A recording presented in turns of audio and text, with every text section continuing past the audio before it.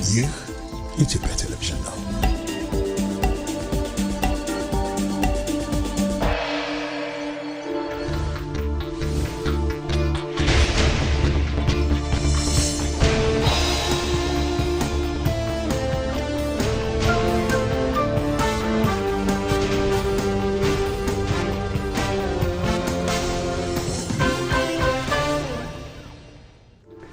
ሰኔ 1 2018 ዓ.ም ተናስልኝ እንደማመሻቸው ኢትዮጵያ ቴሌቪዥን ነው። ኢቲቪ 57 ጀምሯል።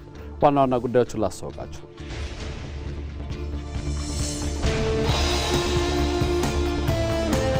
የአፍሪካ የወደፊት የፖለቲካ ትርክት የሚገነባው ጠንካራ የህዝብ ተሳትፎን እውን በማድረግና ዲሞክራሲያዊ ተቋማትን በማጠናከር ነው።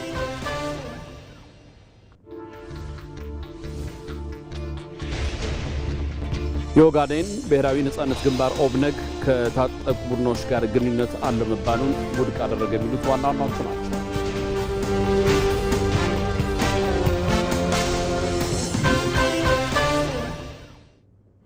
ከዜናዎቹ ጋር አንተነህ ደግፌ ነኝ። አብራችሁን ቆዩ። የኦጋዴን ብሔራዊ ነጻነት ግንባር ኦብነግ ከታጠቁ ቡድኖች ጋር ግንኙነት አለው መባሉን ውድቅ አደረገ። የኦጋዴን ብሔራዊ ነጻነት ግንባር ኦብነግ ከታጠቁ ቡድኖች ጋር ግንኙነት አለው መባሉን በጽኑ የሚቃወም ሲሆን ከኢትዮጵያ መንግስት ጋር ለተፈረመው የሰላም ስምምነት ያለውን የማይናወጥ ቁርጠኝነት በድጋሜ እንደሚያረጋግጥ ገልጸዋል። ለአውሮፓውያን አቆጣጠር በጥቅምት 21 2018 በአስመራ የተፈረመው የሰላም ስምምነት ዛሬ በሶማሌ ክልል ለሚታየው ሰላምና መረጋጋት እንደ መሰረት ሆኖ አገልግሏል።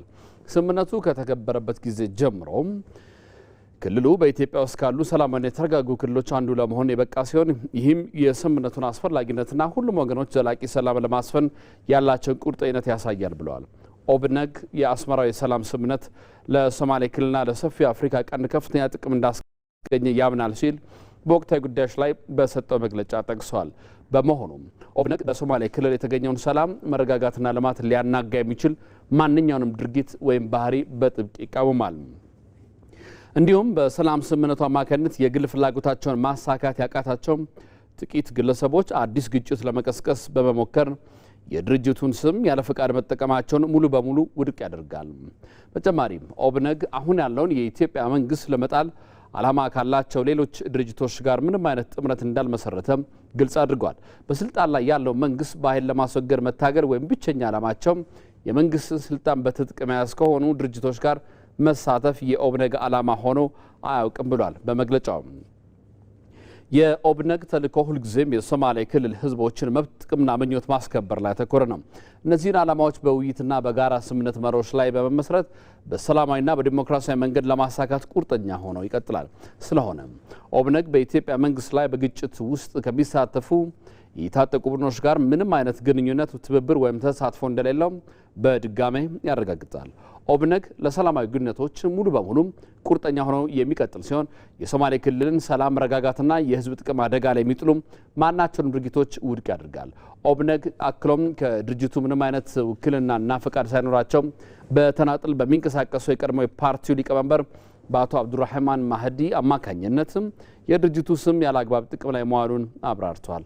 አቶ አብዱራህማን ማህዲ በአሁኑ ወቅት በኦብነግ ፓርቲ ውስጥ ምንም አይነት የአመራር ቦታ የሌላቸው ሲሆን ፓርቲውን፣ ፖሊሲዎቹን ወይም ዓላማዎቹን አይወክሉም።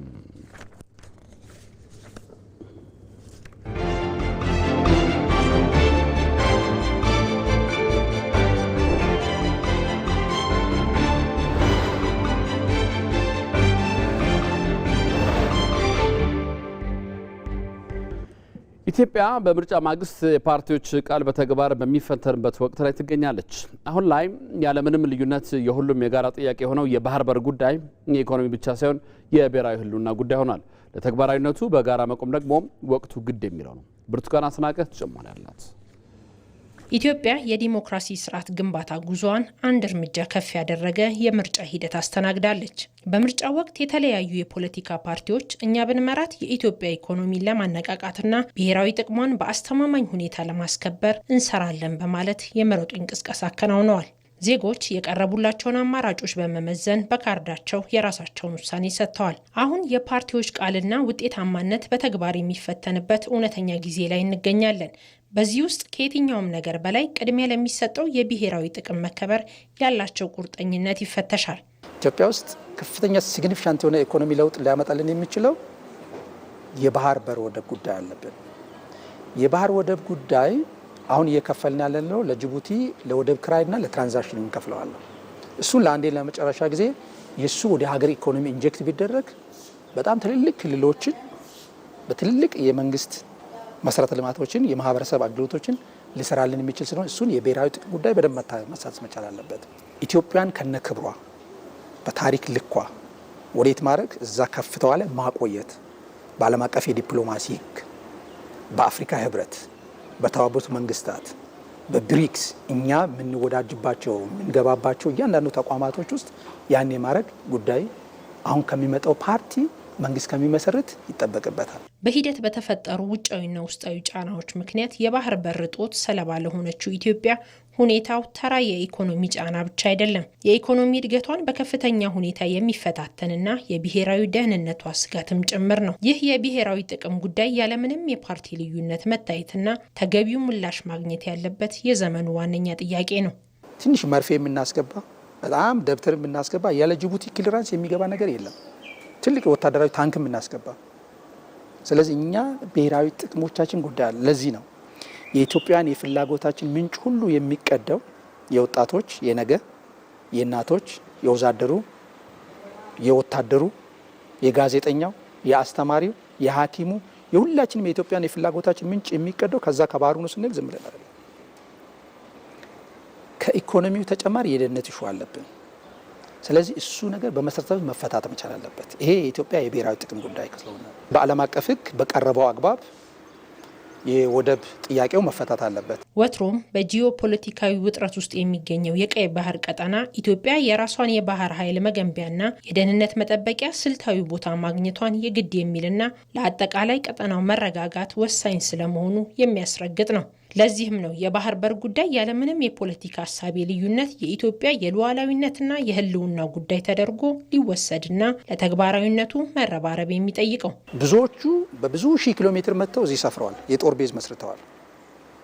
እኛ እያቀረብን ያለነው በአንድ የማራቶን ሩጫ ደርሰን የምንመለስበት ነው።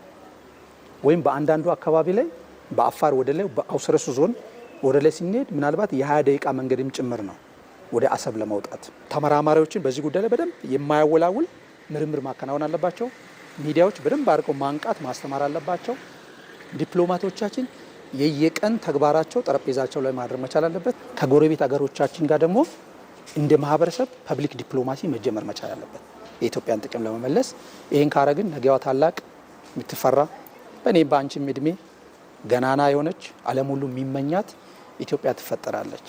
ፖለቲካ የሀሳብ ፍጭት መድረክ ቢሆንም ባህር በር ግን ለድርድር የማይቀርብ የብሔራዊ ጥቅም ጉዳይ በመሆኑ በምርጫ አሸናፊም ሆነ ተሸናፊው በጋራ በአንድ ልብ የሚቆምበት የትውልድ የፍትሐዊነት ጥያቄ ሊሆን ይገባል። የአፍሪካ የወደፊት የፖለቲካ ትርክት የሚገነባው በጥገኝነት ሳይሆን በራስ መተማመን ጠንካራ የህዝብ ተሳትፎን ኦን በማድረግና ዲሞክራሲያዊ ተቋማትን በማጠናከር ነው። አፍሪካዊ መፍትሄዎች ማፍለቅና ተግባራዊ ማድረግም ለነገ የማይባል የቤት ስራ ነው። እንደ ኢትዮጵያ ያሉ ሀገራት በምርጫና በተቋማዊ ግንባታ እያሳዩት ያለው ልምድም በአፍሪካ ዲሞክራሲ ጉዞው እውን ማድረግና አፍሪካ እጣ ፈንታዋን በራሷ እጅ ለመወሰን በቂ አቅምና እድል እንዳላት አመለካች ነው። ብሩክታዊት ተገኝ ጭማሪ አላት። የአፍሪካ የፖለቲካ ታሪክና የዲሞክራሲ ግንባታ ሂደት ለረጅም ዘመናት ከውጭ በሚመጡ መለኪያዎችና ተጽዕኖዎች ስር እንዲያልፍ ተደርጎ ቆይቷል። ከቅርብ ዓመታት ወዲህ ግን በአህጉሪቱ እየታዩ ያሉ ተስፋ ሰጪ ለውጦች አፍሪካ የራሷን ነባራዊ ሁኔታና ባህል ያገናዘበ የዲሞክራሲ መንገድ ለመቀየስ በቁርጠኝነት እየተንቀሳቀሰች መሆኑን ያሳያሉ። ለረጅም ጊዜ በውጭ አመለካከቶችና ፍላጎቶች ተጽዕኖ ስር የቆየው የአፍሪካ ፖለቲካ ታሪክ ከውጭ በሚመጡና የአህጉሪቱን ተጨባጭ እውነታ በራሳቸው መነጽር በሚመለከቱ መለኪያዎች ብቻ ሲገመገሙ እንዲኖር ያደረገ ነው። ኢትዮጵያ ግን ይህንን ትርክት በሰባተኛው ጠቅላላ ምርጫ ሰብራለች። ሰባተኛው ጠቅላላ ምርጫ ዲሞክራሲ በአፍሪካ ምድር የማይቻል ሳይሆን የህግ የበላይነትን በማክበርና የዜጎችን ንቁ ተሳትፎ በማረጋገጥ እውን ሊሆን እንደሚችል በተግባር ያሳየ ታላቅ ክስተት ሆኗል። ይህም ለአህጉሪቱ አዲስ የፖለቲካ ትርክትን የፈጠረ ነው። በዲሞክራሲያዊ መንገድ መንግስቷን መርጣ ሀገሯ ራሷን እንድትመራ አይፈለግላትም ነበር። ያን የማይፈልጉ አካላት እስካሁን ድረስ እጃቸው ረጅም ነው፣ እጃቸውን አስገብተዋል። ግን እጃቸው ይቆረጣል ወደፊትም ቢሆን። ኢትዮጵያ ይሄንን አረጋግጣለች። የኢትዮጵያ ሕዝብ በአንድነት ወጥቶ አሸንፏል፣ አክሽፎታል። ይሄን የውጭ ጫና ምርጫውን ለማወዛገብ ወይም ደግሞ በህብረተሰቡ መካከል ያልተገባ ትርክት ለመፍጠር ሙከራ ተደርጓል። ምርጫው ዲሞክራሲ እንዳልሆነ ለማሳየት ሙከራ ተደርጓል። እውነት ለመናገር ይሄ ሁሉ ያው ኢትዮጵያን ለማውረድና ኢትዮጵያውያንን ለመጨቆን የተሳለ ስለት ነበረ። ሆኖም ግን ከሽፏል።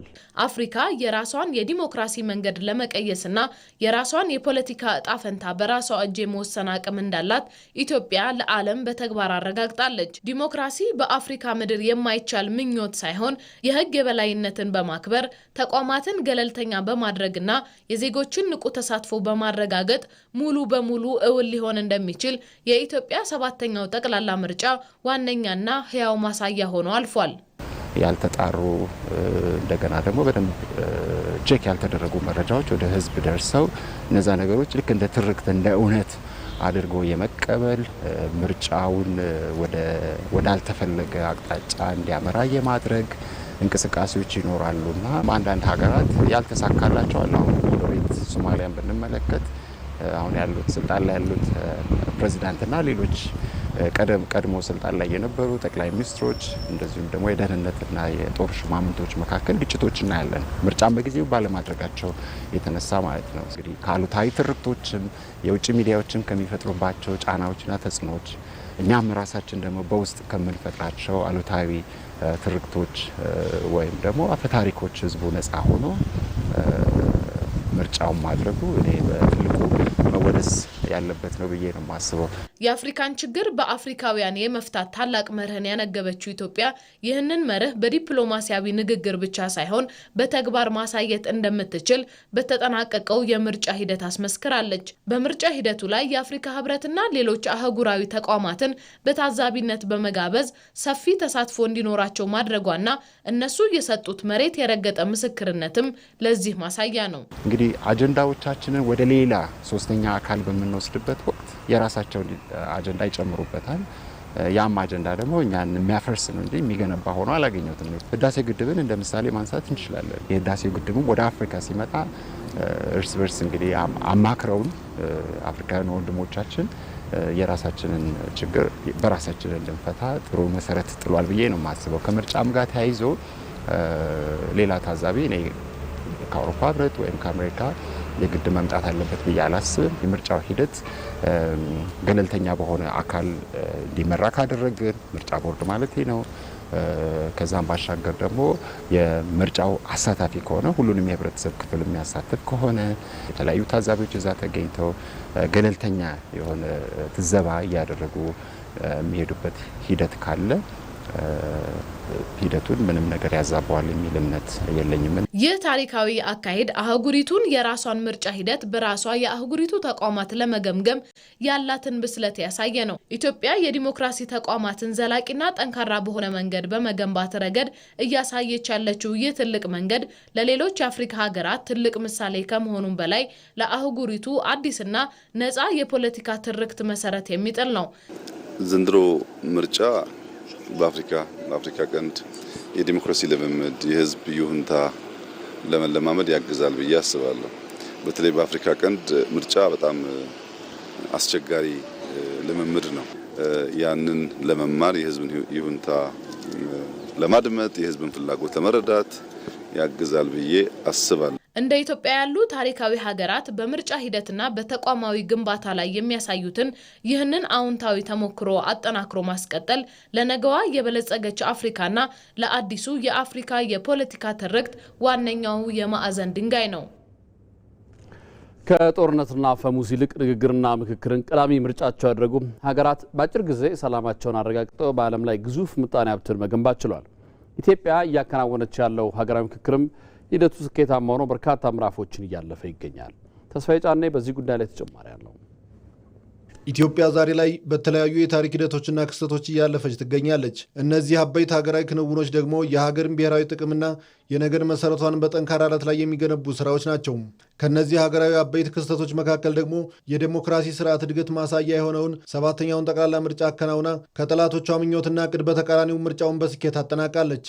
ሀገር በዚህ ዓመት ለማከናወን ከያዘቻቸው እቅዶች መካከል ሀገራዊ ምክክር አንዱ ሲሆን እስካሁን የተሰሩ ስራዎችም ስኬታማ እንደነበሩ ከኢቲቪ ዳጉ የውይይት መድረክ ጋር ቆይታ የነበራቸው የኢትዮጵያ ሀገራዊ ምክክር ኮሚሽን ኮሚሽነር ዶክተር ዮናስ አዳዬ ይናገራሉ። እጅግ በጣም ገንቢ ነበረ፣ በጣም የሚያበረታታ ነበረ። በተለይ ሂደቱ ማስቀደም ያለብን የትኛው እንደሆነም ጭምር ያረመንም ነበረ።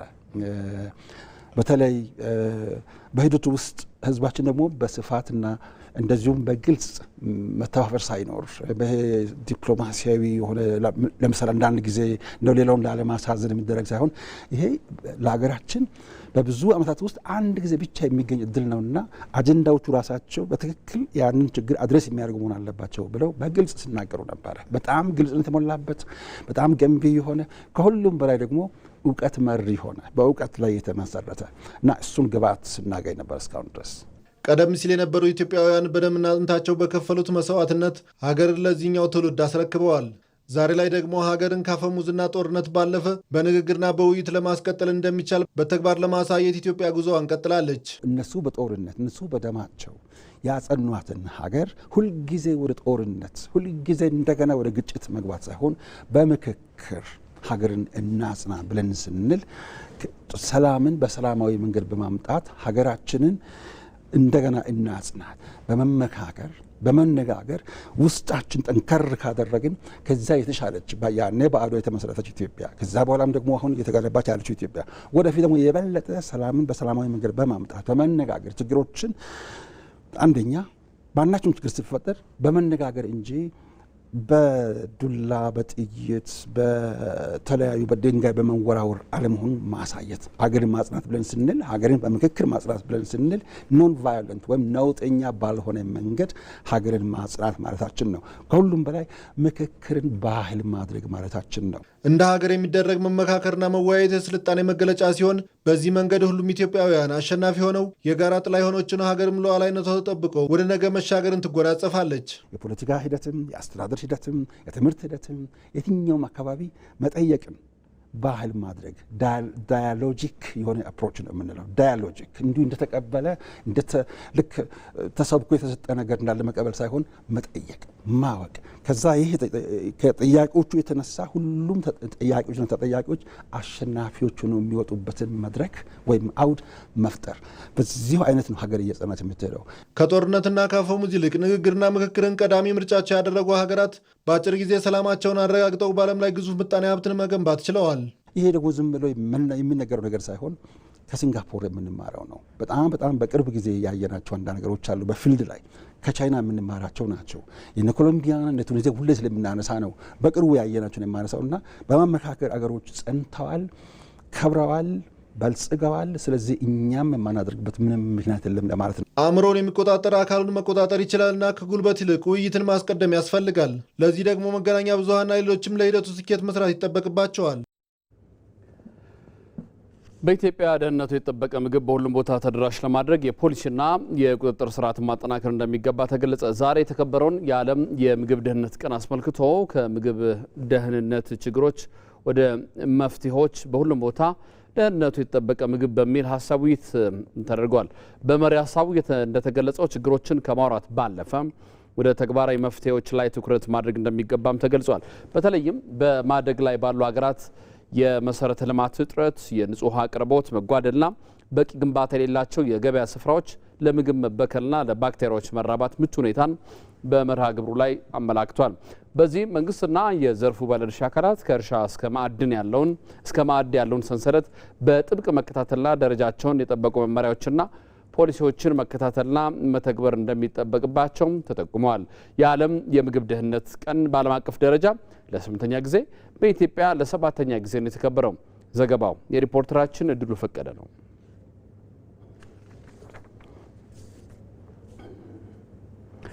የፓስፖርት ጉዳይ ሲነሳ ብዙዎች ቀድሞ የሚያስቡት የአገልግሎት አሰጣጥ ክፍተቱን፣ የደላሎችን ጣልቃ ገብነት ወይም የሚያጋጥማቸውን እንግልት ነው።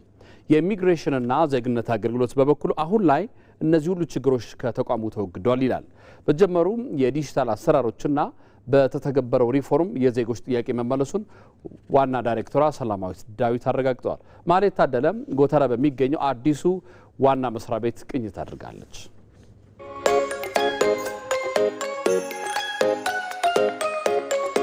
ኢትዮጵያ ውስጥ አዲስ ፓስፖርት ማውጣት፣ የተበላሸ ፓስፖርት መቀየር ወይም ደግሞ ጊዜ ያለፈበት ፓስፖርት ማሳደስ አገልግሎት ፈላጊዎች ከሚማረሩባቸው ቅሬታ ከሚያቀርቡባቸው የአገልግሎት አይነቶች መካከል የሚጠቀስ ነው። የኢሚግሬሽንና ዜግነት አገልግሎት ደግሞ ይህንን የዜጎችን ምሬትና ቅሬታ ለመፍታት አሰራሬን አዘምኛለሁ፣ ዲጂታይዝ አድርጌያለሁ ሲል ይደመጣል። ለመሆኑ ይህ የዜጎችን እንግልት የዜጎችን ቅሬታ ምን ያህል ፈታው የሚለውን ለመጠየቅ እዚህ ተገኝተናል።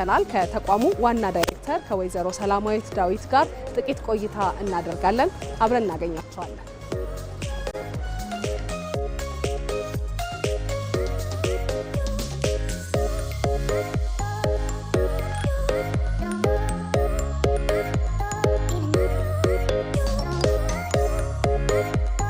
ብዙ ሰዎች ኢትዮጵያ ውስጥ ፓስፖርት ለማውጣት አዲስ ፓስፖርት ይሁን ወይ ደግሞ የጊዜ ያለፈበትን ለማሳደስ የተበላሸባቸውን ለመቀየር ሲፈልጉ በጣም ይማረሩበት፣ ቅሬታ ያቀርቡበት የነበረ ተቋም ነውና እንግልት ምልልስ አለው፣ እጅ መንሻ የሚጠየቅበት ጭምር ነውና አሁን የመጣ ነው ዛሬ ምን ተቀየረ? የኢሚግሬሽንና ዜግነት አገልግሎት ምን ቀየረ ተቋም ውስጥ? እውነት ለመናገር የዛሬ 2 ዓመት ተኩል በፊት የነበረውን ሁኔታ በምናይበት ጊዜ አሁን ያልሻቸው ነገሮች በሙሉ በደንብ የሚታዩበት ሁኔታ እንደነበረ በደንብ መተማመን እንችላለን።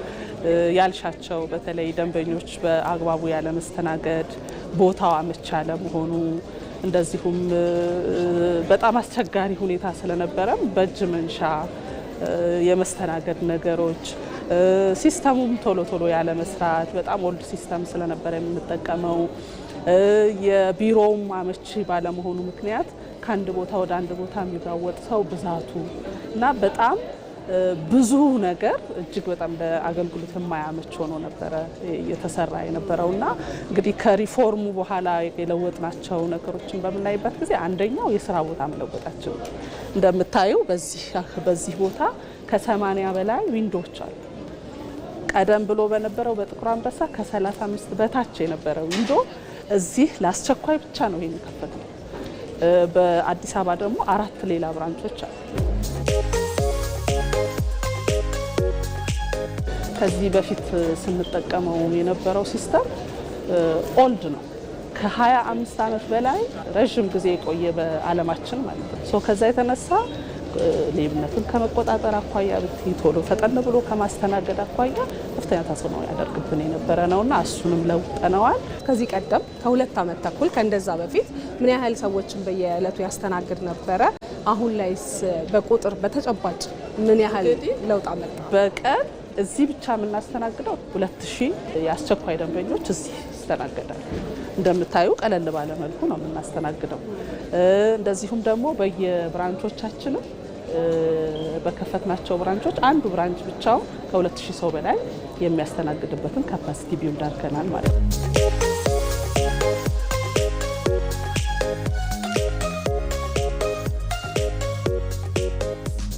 እዚህ የመጀመሪያው ፍሎር ነው። እዚህ ላይ የምናስተናግዳቸው ነገሮች የመጀመሪያው ባንክ እዚህ እንዲኖር አድርገናል። በካርድ መክፈል የሚችሉ በካርድ እንዲከፍል፣ ኦንላይን አብዛኛው ሰርቪሳችን ኦንላይን ስለሆነ ኦንላይን እንዲከፍል እናደርጋለን። ይሄ ባንክ ባይዘው የሲቢኢ ነው። እዚህ ሰርቪሱን እንዲሰጥ አድርገናል ማለት ነው። የራሳችን ካሼርም እዚህ አለ። አንዳንድ ሂሳቦችን እያረጋገጡ ወደ ሌላው ሰርቪስ ሰዎች እንዲሄዱ የሚያደርጉ ናቸው። የመጀመሪያው ፍሎር ላይ ያለው የቪአይፒ አገልግሎት ነው። ለእኛ ቪአይፒዎች ነፍሰ ጡሮች ቪአይፒዎቻችን ናቸው። ህጻናት ቪአይፒዎቻችን ናቸው። አረጋውያን ቪአይፒዎቻችን ናቸው። ሌላው ቪአይፒ ደግሞ ያው በተለምዶ በጣም ሃየር ኦፊሻል ሲሆኑና እንደዚሁም ደግሞ ከመከላከያ ከፌዴራል ፖሊስ ተመሳሰሉ እንደዚህ አይነት ሰርቪስ ለሀገር የሚሰጡትን ቅድሚያ ሰጥተን እዚህ የ2 ቀንና የ5 ቀን አስቸኳይ እንሰጣለን። የ2 ቀኑ በ25,000 ብር ክፍያ የ5 ቀኑ በ20 ሺህ ብር ክፍያ ማለት ነው። አንዳንድ ጊዜ እሱን የተጨማሪ እንዳለው ተደርጎ ስለሚነገር ነው ማንሳት የፈለግኩት።